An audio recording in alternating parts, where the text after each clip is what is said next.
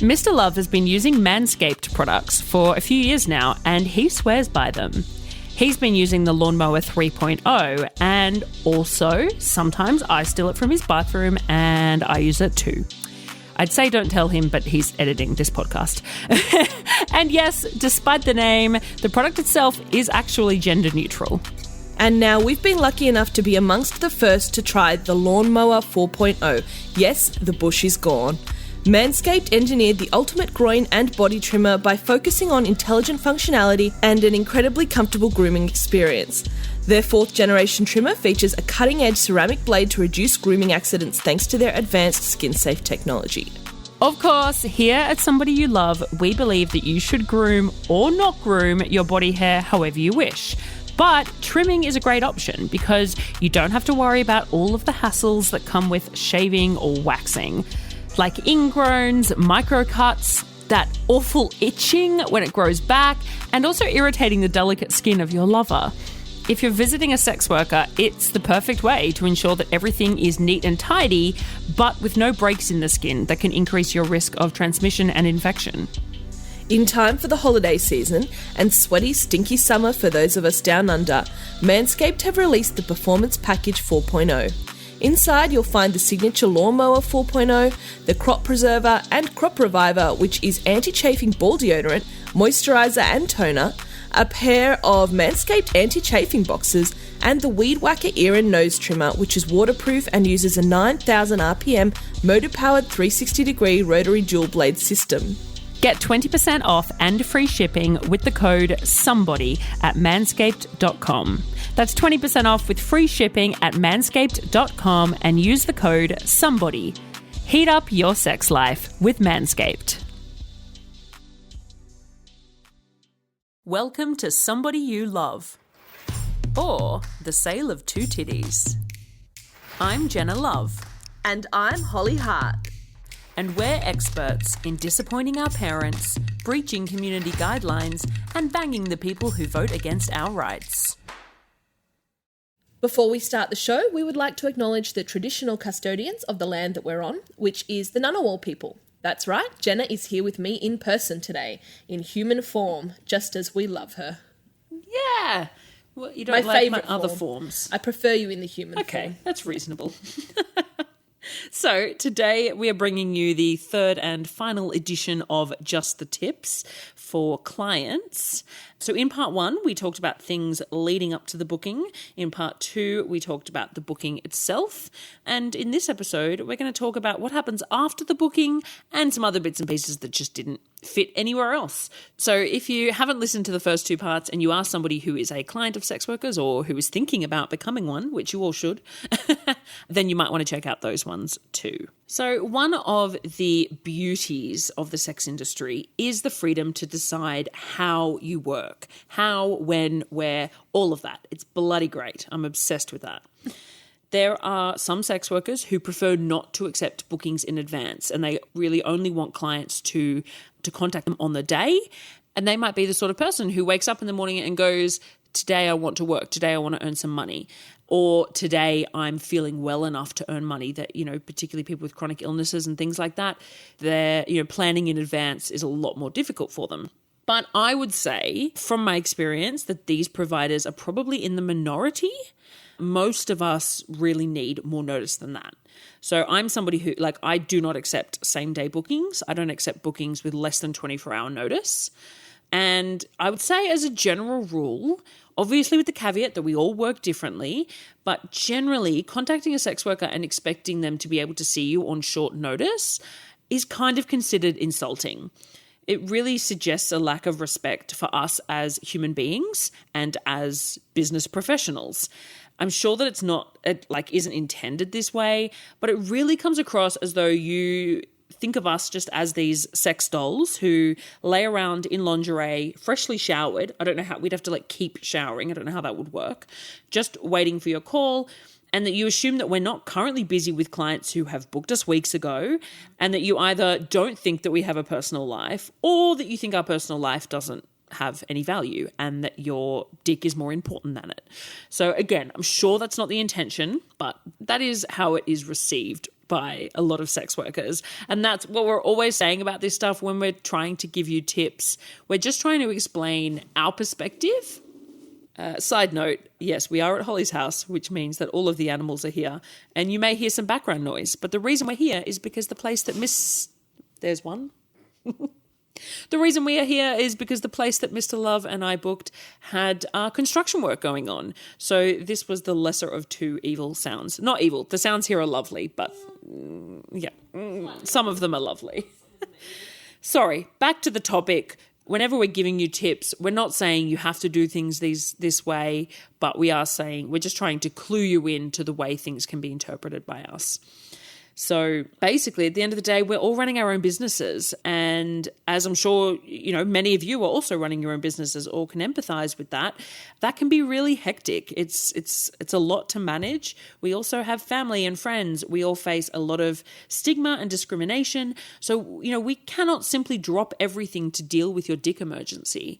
The amount of times I get people saying, "Oh, can I see you tonight?" And I say, "No, I need 24 hours notice."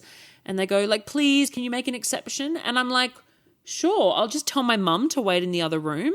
Or, "Yeah, I'll just tell my husband to put headphones in." It really suggests that they think that we don't have family and loved ones and personal lives.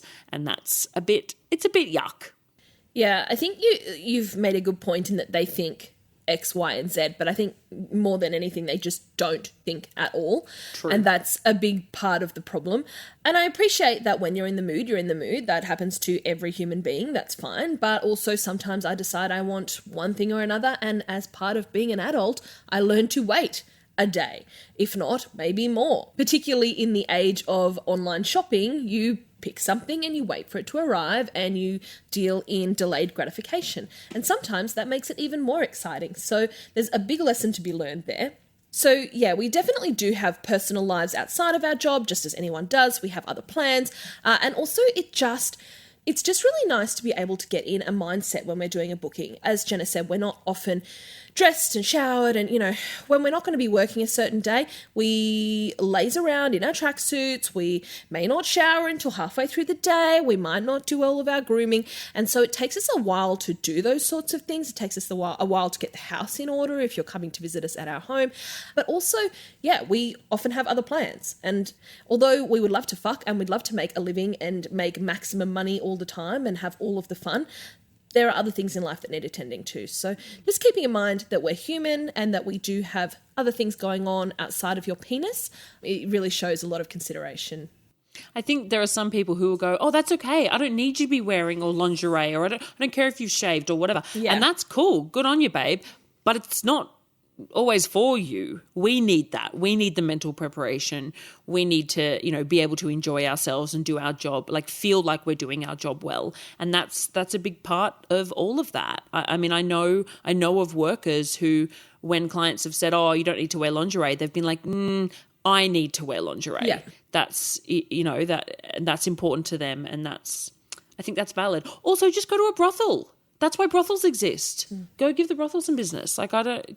That's fine. I understand if you're like, right, I just need to go and have sex. So go do it. But probably an independent provider is not the best option.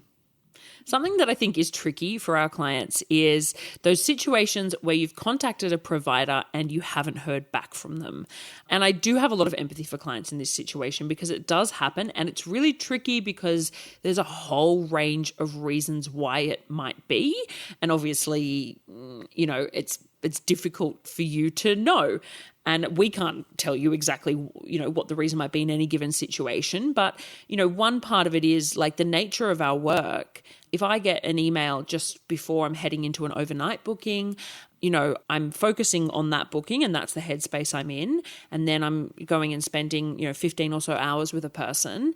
And then the next day I cannot possibly fathom looking at my emails. I just am like, I need some time off. And then the next day, then I go, okay, cool, I've got to sit down and catch up on things. And then I've got a whole bunch of shit to catch up on because I've kind of been out of it for a day or two. Obviously, it's highly inappropriate for us to be in our bookings checking messages and things like that. And of course, I think it goes without saying that you wouldn't want us to be doing that during our bookings with you. So one aspect of it is that we are We might be in longer bookings. For me, when I'm on tour, I am 100% in tour mode. Any correspondence that comes through that is not related to the tour that I'm on, I just can't deal with it. I don't know if that's a flaw in me personally, but it's just how it is. And after years of working in the industry, I've decided to just not expect that of myself. But that stuff aside, and of course, there might be with a family gathering, whatever. But that stuff aside, you sometimes may not hear back at all. And that can be one of two things. One is that the provider has decided that they don't want to see you. And, you may not understand why. It might be something that you said, it might be something that they heard, it might be there's so many little things. It might be that they recognize your name and think that you might know someone they know or whatever, all sorts of reasons. So it could be that they've made a choice and they don't want to see you. It could also be that they've just missed your message.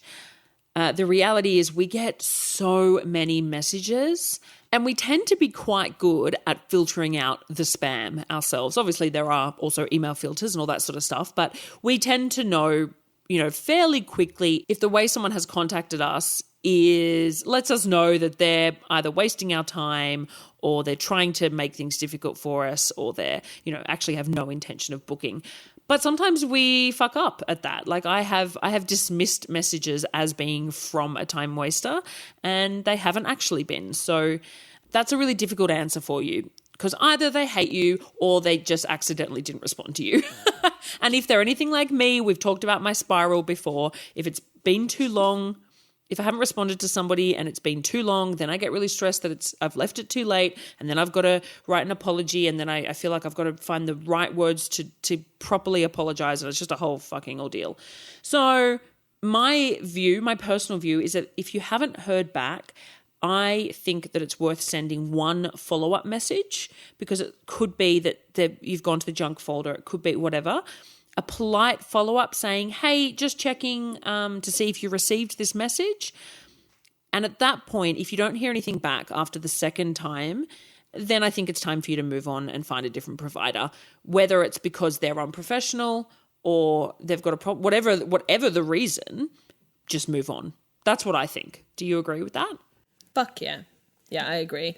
I think I'm pretty good at getting back to people, but it's happened. It's happened plenty of times before where I've missed something or I've looked at the message and as everyone has done in life thought, oh yeah, I'll reply and replied in my head and then realised, that I never got back to that person. Or the draft is sitting there in your inbox and you're like, oh God, I never sent it. Exactly. And accidents happen. I do tend to be pretty direct in telling people that I'm not going to see them and why. But as we've said in other episodes, there are many reasons why this might not be a possibility or it might not be suitable for a circumstance.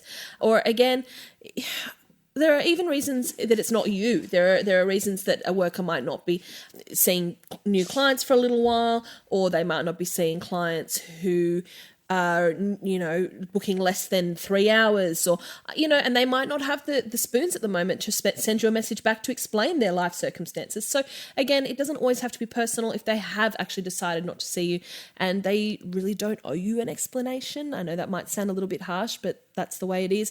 So yeah, I'd agree 100% with you, Jenna. It definitely doesn't hurt to send another message, really polite, really casual, and just say, hey, has this slipped through to a junk mail folder and just checking in? And if you don't hear back, then definitely, move on. There are a lot of workers out there. There are a lot of lovely workers and hopefully you find someone that's a good match for you. Yeah, I mean, I feel like I do that with tradies all the time. The amount of times I've reached out to a tradie and then they just haven't got back to me and I've just gone, okay, well, either they don't want my business or they're really shit at their job. So, okay, I'll just move on. And it's interesting that doesn't seem to always happen with sex workers for some reason. I guess it's the old thinking that it's more like dating or whatever. But yeah, it's the personal nature of the booking, I suppose. And people do, I think it can be a lot more intimidating for a client to reach out to a provider. And when they don't hear back, I guess they start to question whether they've done something wrong. And that's natural, that's human, but I guess this is just a chance for us to remind you that it's not always about you, and even if it is something personal, well, that's you don't really need to know about it. They don't owe you anything, and you just move on. Just going back to where you mentioned before, though, about us not being able to get back to clients, all the time. Even with my regulars, I take a long time sometimes to write back. I frequently post on Twitter, and I feel always like it's the most annoying post because I feel like my followers must read it and think I don't care. But I'm constantly posting, hey everyone, I'm so sorry, I have too many messages, I'll get back to you soon. And that's a blanket way for me to let everyone know I'm not ignoring you. If it takes me a couple of days to get back, this isn't a personal insult. And I shouldn't have to let you know, but I'm trying to make sure nobody thinks that I'm ignoring them. But yeah, sometimes life just gets in the way. Like Jenna said, when you have a big booking or you have a lot of bookings or some big things going on in life, like I just moved house, you sort of just want to decompress for a while. The last thing you want to do is sit straight down, pick up your phone and start making a schedule or writing lengthy replies and things like that. So generally, if it's a booking request and it's really direct and clear, that will be my priority. And from there, other discussions and maybe inquiries or check-ins and things like that, I'll potentially respond to next. But yeah, I think the expectation that we'll reply immediately or even within 12 or even 24 hours sometimes can be a lot considering the amount of things that we may have going on in our lives. So yeah, we're only doing our best. We're not doing it because we hate you, usually. And if we do, we probably just won't reply at all. So. One of the little tips I have around this is that if you have restrictions around when you can be contacted, that you might want to mention that in your initial contact to the provider. So for instance, if you are contacting them during your workday, but if they were to call or to message you back while you're at home with your family, and that's going to be a problem for you, then it's a good idea in your message to say, hi, blah, blah, blah, I'd like to meet at this time, whatever. Please don't contact me after 5 p.m. Or, I get people that say, please only respond to this email. They'll give me their phone number because that's what I require, but they'll say, please don't call or anything, which, obviously I'm never going to call you. Why would I ever make a phone call? I'm not the devil. But, that stuff can be really, really useful because I've come out of bookings and then it's nighttime and I've gone, oh, do I respond to this text now? Or is that going to ruin a marriage? I don't know. So that stuff's really helpful. Super helpful. Yeah. Then the next thing, I guess, is contact between the bookings. The caveat for all of these, I feel like I say this all the bloody time, is that everyone's different and every provider is different.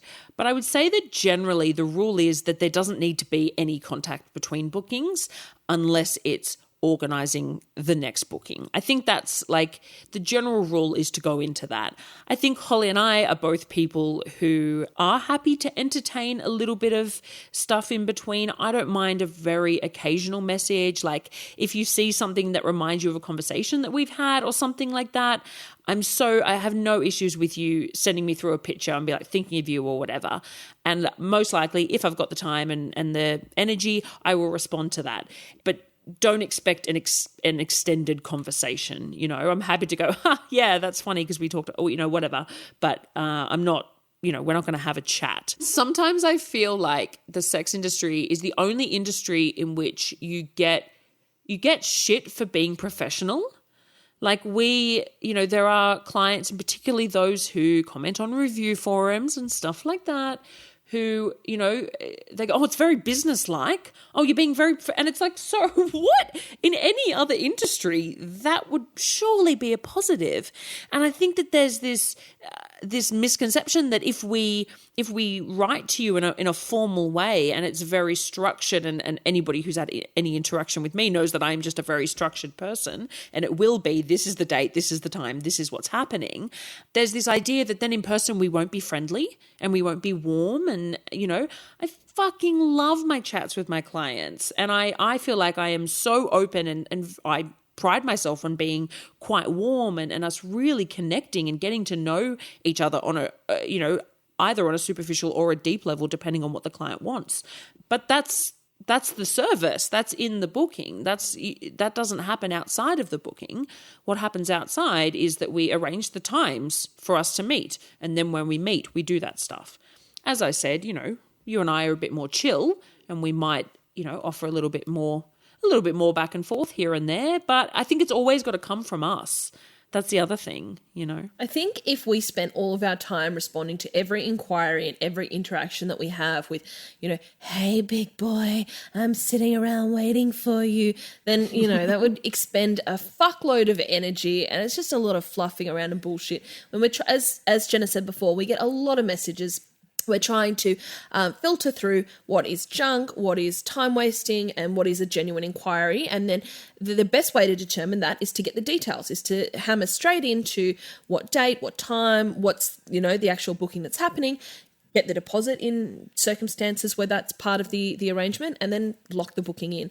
And from there, maybe we can start to discuss specifics or, be a little bit more relaxed about our communication with you. But until then, we're not just going to put out this sexual fantasy non-stop for free for every single person who sends us a text message, or we would never actually make a living from doing the in-person bookings. On an emotional level, like, we have to conserve that. Like, we give a lot of ourselves to the job. It's a really intense, full-on job, and we have to, like, it makes us like.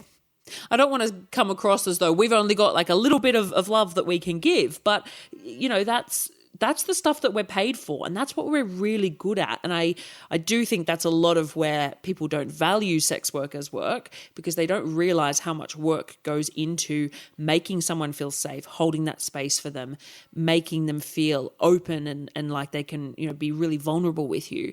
So we just can't do that 24/7. It's fucking exhausting. I definitely don't mind having a chat with my clients. I think most of my clients would be well aware of that.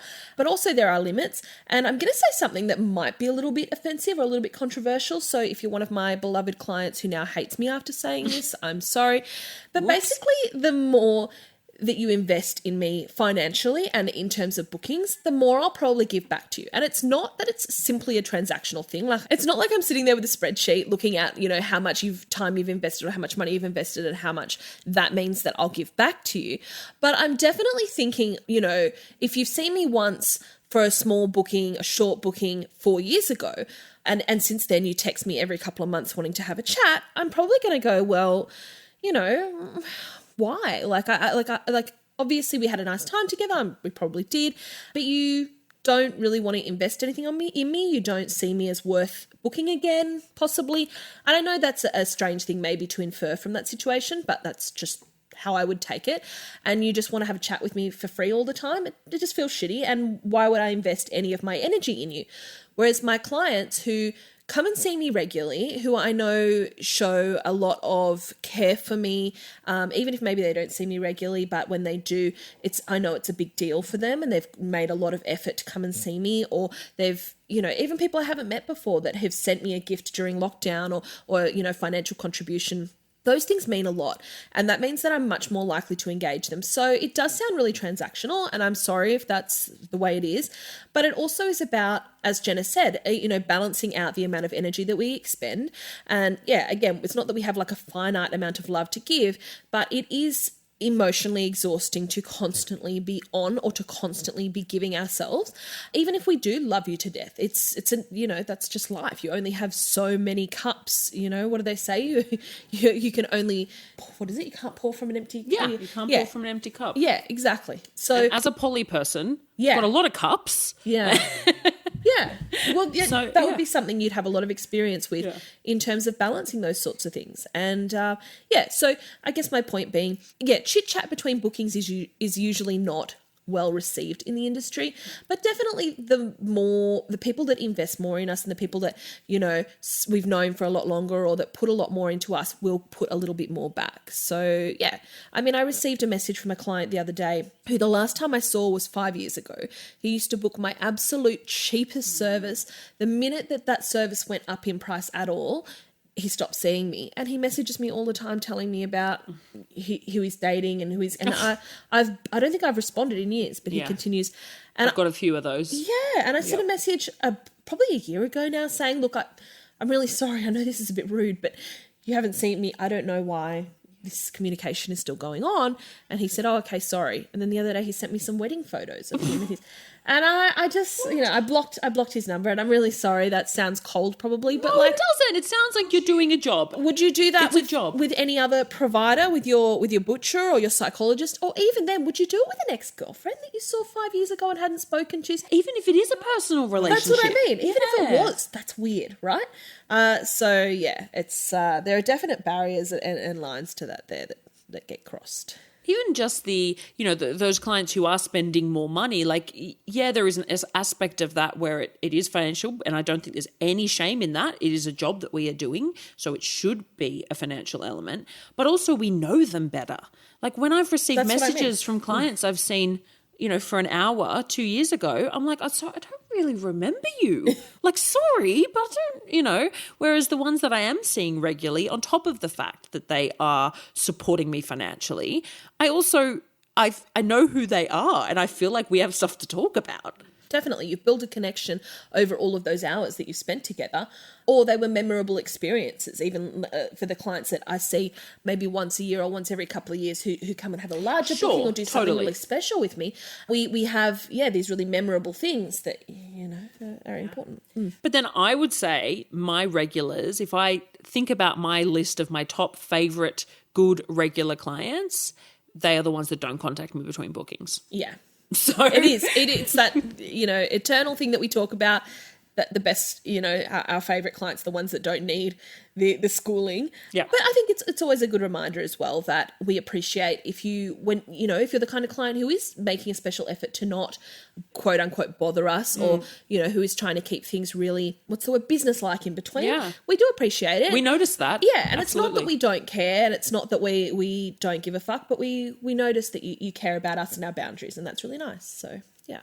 So a lot of the faux pas that clients make, I think, and this is why I put together the etiquette guide on my website, which is what we're kind of drawing from for these episodes, a lot of them come from the client wanting to be polite, wanting to be generous, wanting to be perhaps chivalrous or gentlemanly, if they are somebody who identifies in that way, without realizing the implication. It's not uncommon for me. Obviously, Holly doesn't have this because she doesn't travel, but, I tour around, and it's not unusual for somebody to say to me, oh, I can pick you up from the airport. And actually, sometimes that isn't even clients who do that. It's just people who go, oh, I can't, like somebody might say, oh, I can't afford to book you. But they think what they're offering is, well, I can't book you, but what I could do is, save you the Uber fee. And I'm sorry, but I do not want to get in a car in a strange town with a strange man and get driven around. Isn't that what a taxi or an Uber is? Well, yeah, yes, but they have regulations and reporting bodies. Well, more than some rando. More than some guy who wants to have sex with me but can't afford to, so wants to drive me somewhere. Yeah. Like, what? It is the difference between knowing your Jenna persona and knowing what you do for a job and you just being a civilian getting in a hire car. And that makes it... That's a massive difference. Yeah, that makes you much more likely to be put in an uncomfortable position if somebody that you don't know but who knows a lot about you just from the internet and who has made assumptions about you then wants to have you alone in their vehicle. Yeah, not a comfortable position. Why? And I know in spite that of my joking. So, yes. yeah. It comes from a generous place. I get that. You're trying to be helpful, but it's... First of all, it's quite scary, and I just don't know that many women traveling on their own who would be comfortable doing that. And honestly, to me, I know I've got a bit of a bee in my bonnet about this sort of stuff, but I find it quite kind of insulting. Like, I don't need a man to pick me up from the airport. I can find my own way. Like, I'm good. I've got all my bags. I smell like I've just got off the plane. Like, all I want to do is sit in an Uber with my headphones in and look at my phone so they don't talk to me, get to the location, unpack my stuff and have a shower. Like, I do not want to be performing. And that's another aspect of it. The time, when, you might think that you're doing us a favor or you're saving us money, but you're really overstepping the boundaries and putting us in positions where we have to be on. We have to be in character, for lack of it. And as you all know, Holly and I don't really have these different personas. Yeah. But we're still on. We're still on. Yeah. 100%. We're entertaining. Yeah. And that is the last thing I want to do when I've just arrived somewhere and slightly different. Occasionally a provider will actually initiate some kind of off the clock stuff. You know, if the two of you have met in a hotel room, they might say, oh, do you want to split a taxi back or something? And if the provider offers, and if you're comfortable with that, you may not be, there's no issue with agreeing with that. Or they might say, do you want to grab a bite to eat? Like I have occasionally, really had a great time, had the extra time afterwards and really wanted to continue. And that's absolutely fine. But when the client says, oh, should I shout you lunch? I'm like, what? No. Unless it's via Beam It and you're just depositing the money. Oh, sure. Yeah. You can shout me lunch, but I won't be there with you. Yeah. To expect our, company or engagement for free, to just expect it is uncomfortable. But if we offer it and we extend that generosity, then that's nice if you're happy to share that with us. Yeah. Okay, another one that seems to really come with the best of intentions and really trying to be helpful, but is so insulting and misguided, is giving us business advice. I feel like some people listening to this might be like, what? Why would someone do that? But it's actually really quite common. There are a lot of, I say clients, but it's only ever been men from my experience, who have just offered unsolicited business advice, who have gone, oh, what you should do is this, or what you should, and I just, I mean this in the nicest possible way, but what the fuck would you know? Like if I were to hire a plumber and that person was to come over to my house and do their plumbing, I would never for a second think to give them business advice because I don't know the first fucking thing about being a plumber. And it really blows my mind that there are, I'm sure there are people who would do that to their plumber. Like some people are just fucking clueless, I guess. But the sex industry in particular is so incredibly unique. And if you don't have any experience being a sex worker, then honestly, your advice is probably not relevant. There's a number of things in the sex industry that we do business-wise which are the exact opposite of what you would do if you were in another industry. It's not unusual. Like if I read a how to open a business, a lot of that does not apply to the sex industry and we do things completely differently. So you offering that information, first of all, it's just not relevant. And in my opinion, it really feeds into this narrative that sex work isn't real work, that we're all unintelligent, we fell into it because it's easy and we don't actually have any, marketable skills, when of course we know the opposite is true. And it also, it shows real ignorance on your part. Again, I'm trying to be as nice as possible, but it's because we have all these resources. We have peer organizations. We have extensive resources. We have an incredibly supportive, well-connected community full of sex workers who have been in the industry for decades, and also sex workers who have a massive range of qualifications and different experiences. There are sex workers who are lawyers. There are sex workers who are accountants. There are, we have all of that within our community. And yeah, there may be things that we do that from the outside, you go, oh, that's not how I would do it if I were running a business. But that's just it. You don't know how to run a sex industry business. And we do because we are. Yeah, I think we all saw recently a thread on Twitter about a client who was telling a worker if she worked or did 10 bookings a day or something that she'd earn millions of dollars. Yeah. I might be totally butchering that because there was a lot of other comments in the thread which were, sort of making fun of it, which were really great.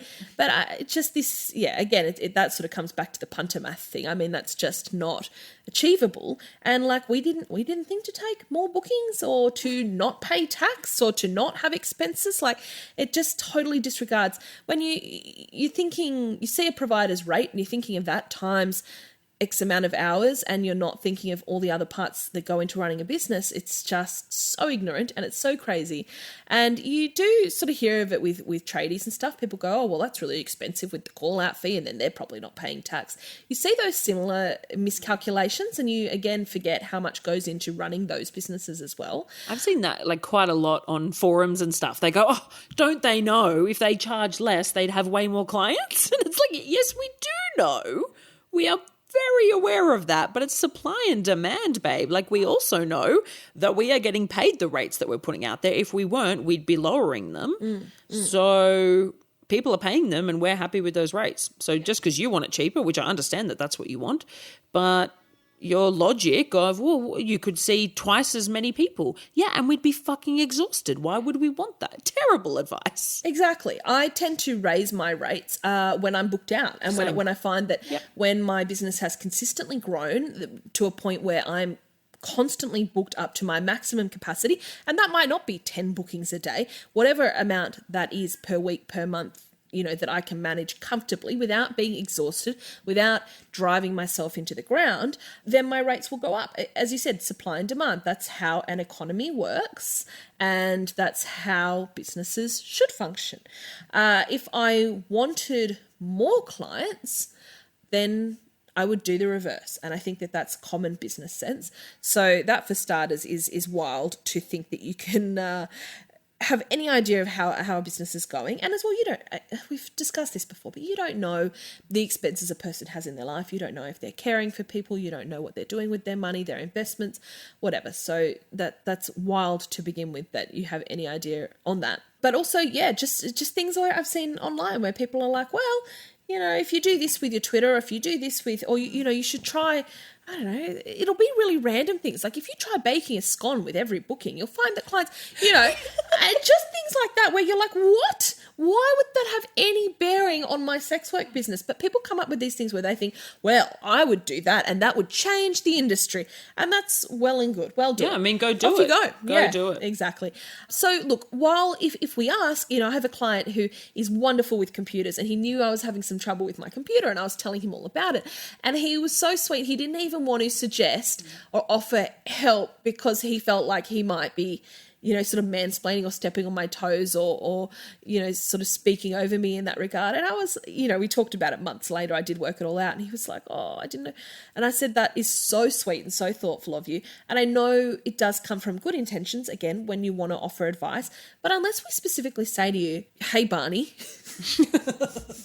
Not Barry. No, we've moved on. Barry's at the chipper. I don't need fish and chip cooking Where's advice. Barney work?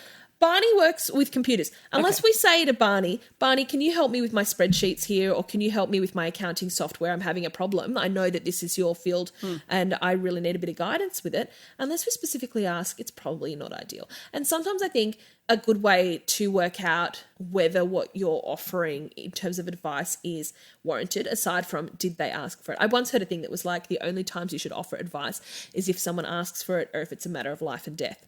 But another situation... I love that. I think that's great. my logic. I think it's great. But another way to just check in with yourself is think, if this was a man, would I be explaining it to him as well?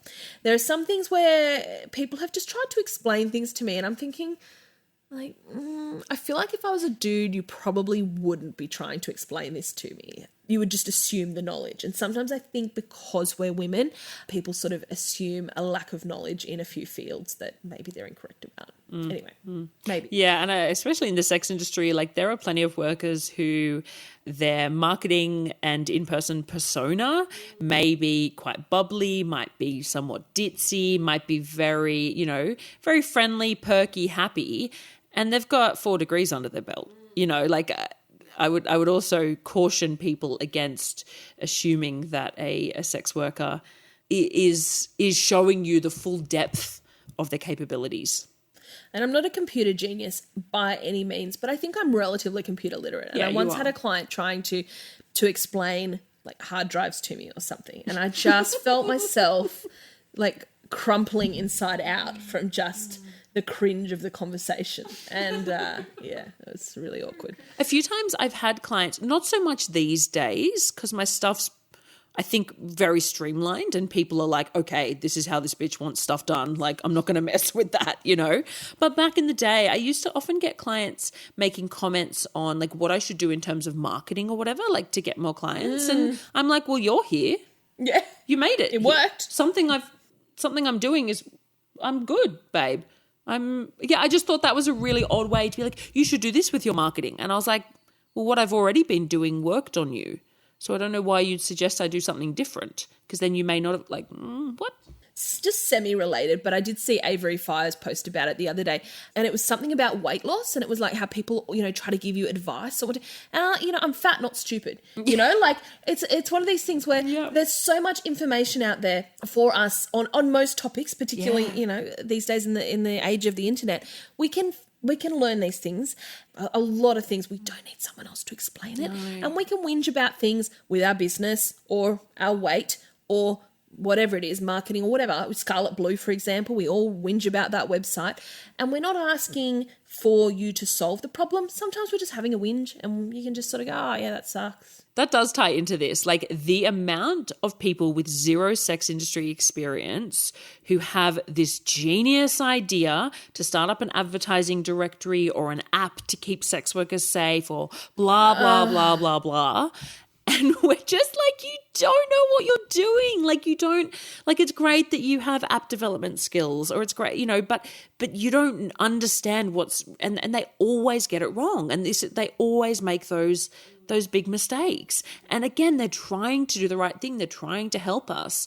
And it's, and they don't understand. Like I had somebody contact me after the kind of controversy earlier this year with OnlyFans who was like, hey, I'm a friend of a friend and I want to, I've got the tech skills. I want to help you guys like build your own platform. And I was like, okay, well, here you go. These are the issues because sex workers have built their own platforms many, many times. We've done all of that. And these are the issues we faced. And this guy was like, oh, well, I can't fix that. And I was like, I know, because we've tried and have not succeeded. Like we know. So in terms of advertising platforms, you'll see every few months or every few years, so many people try to start an advertising platform and it's... every few weeks. Yeah. And a lot of them are sort of misguided males who have really lofty aspirations and they really have all of these great ideas for how they're going to help the community. And then they see that there's a lot more time and financial investment and also community connection that is required than what they expected. And so very quickly it all falls apart and they have to give up. That's why I think you do sort of see the greatest successes in those spaces growing now have been started by sex workers with things like Tryst and Dakota Dice and Ivy Society. They're all sex worker started platforms and they're really doing quite well. Obviously Tryst is at the moment really well regarded, and the other two have just been started semi-recently and are growing quite quickly. But they have the support of the community. They definitely have the support of the community, and that is a huge factor in it. The other thing that I think drives some of the other sites, aside from just having been established for a while, tends to be, to me, really hard to nail down. They tend to be really cheap, really poorly made sites, which somehow they climb up the Google rankings, they're there for a couple of years, a year or two, and then they just fall apart and disappear. And then another one rises to the top and disappears. And so what is the X factor is really, I think, hard to work out. And if you can do it, great, but there's a lot more to it than I think people realize. And ignoring the community factor is where a lot of people really go wrong and thinking, oh, well, I know about computers or I know about SEO or I know about any of those, web building capacity or engineering websites or any of that sort of stuff is just how important the community is to building those things. So, yeah. Well, I think it's important for anybody wanting to get involved in anything that's like sex industry adjacent. It's important for you to know that the sex industry is incredibly suspicious of outsiders and is really built on things that are peer driven and that are peer created. And we, unfortunately, that's a result of, many, many lifetimes of sex workers being treated like shit by anyone who isn't a sex worker, basically. And, we know that that's not your intention. Obviously, if you're someone who's listening to this podcast, we know that you're not that person. But we're quite distrustful of anyone who isn't a sex worker. I can think of 2 clients who have said to me that they're developing apps for sex work and they're clients of sex workers. So they do have a sense of the industry to an extent. And both of them have said to me, like, they've talked to me about it and I've been like, it sounds fantastic, but the industry isn't going to support you. If you don't have at least one sex worker on your team, they'll have like 3 guys on their development team. One of them's a client. The other 2 aren't even clients of sex workers.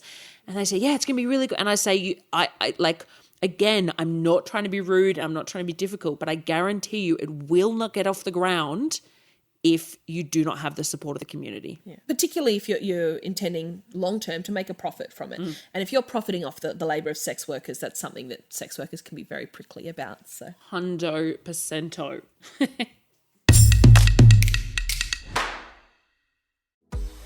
Do you miss the free and affordable ads and social networks without all of the anti-sex rhetoric? Assembly 4 is a team of sex workers and technologists from Melbourne, Australia, aiming to bring back free and fair advertising and social spaces to the sex working community. Stepping away from the clunky design of traditional platforms, their two products, Tryst.link and Switter.at, are refreshing and well-needed changes in both presentation and mission. And both are free to join and open to all. You can find both of our profiles on Tryst, and I love how it is so clearly designed by sex workers. Yep, and I love how straightforward and easy it is to use and how much they clearly support the sex working community. And also how responsive they are when it comes to feedback and customer service. Check out their website assembly4.com for the word, not the number, for more info.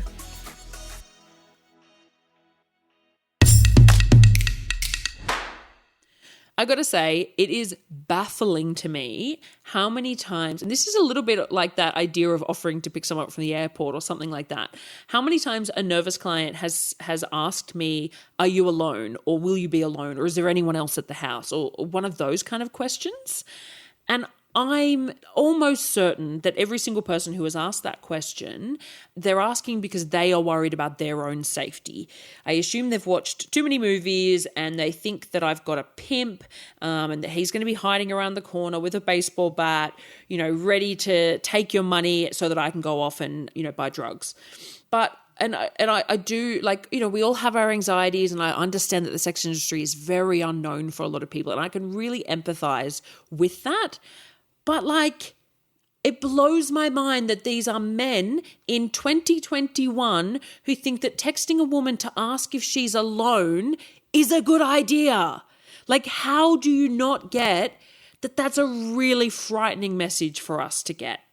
And I don't necessarily know what the answer is, because I wish I could allay your fears and tell you that that's not real. I mean, I guess I can. That is not reality. I'm sure there are realities in which that, you know, it's not an impossibility, but I think it is an improbability.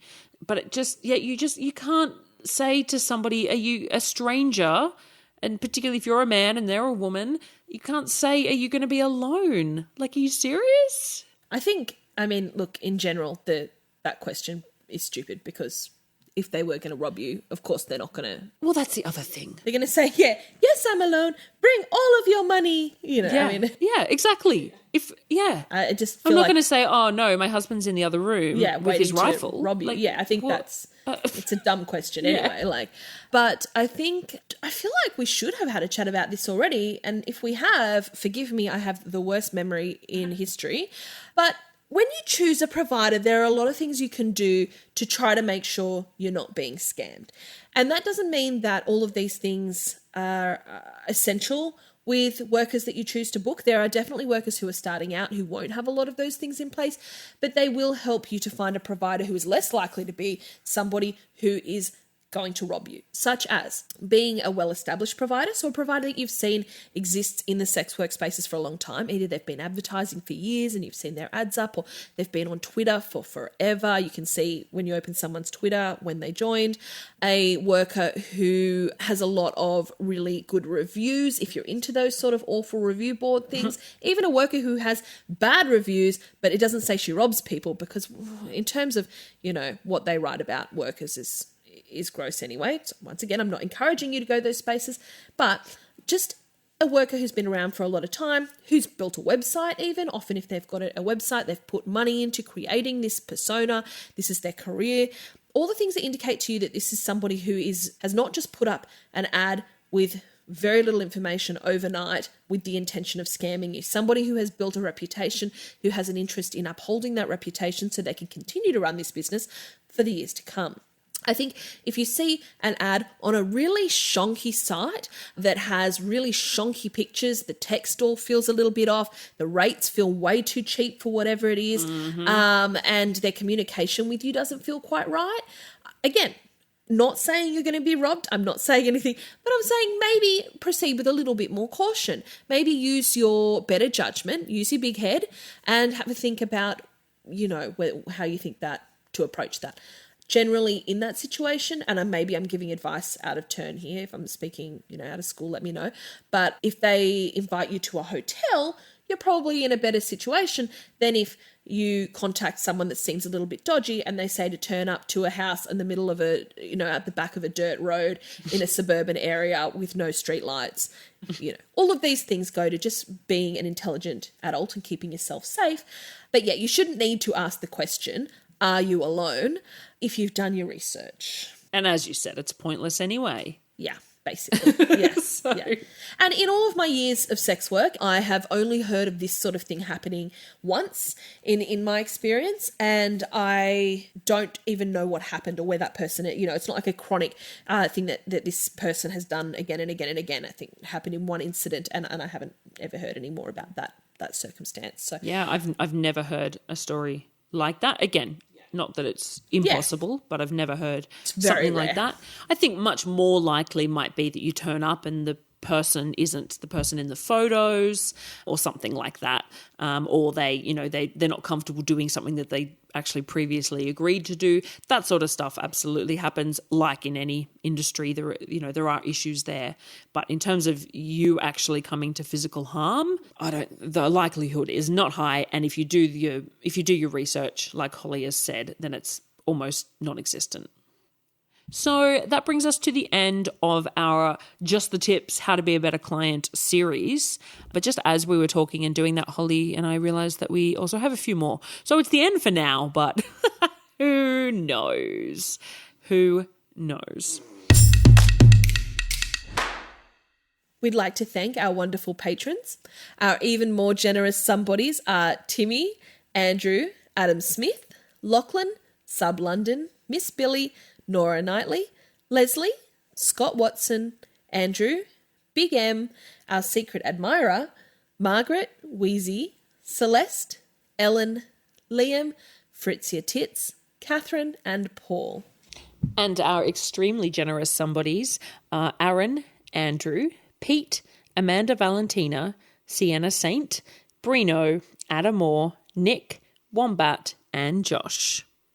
Thanks so much for joining us this week while we're here in Canberra. Woo. We hope it sounds even more special while we're together, and look forward to catching you next time. Yay! Yay! Please look out for us on Twitter, Instagram, Facebook and Patreon. Our name everywhere is Somebody You Pod, as in podcast. Our Patreon starts at just $3 a month, and you can get all of our episodes ad-free and a day early, plus bonus episodes, behind-the-scenes action, bloopers, and more. Thank you for taking the time to listen to the voices of sex workers. And remember, somebody you love might just be a sex worker.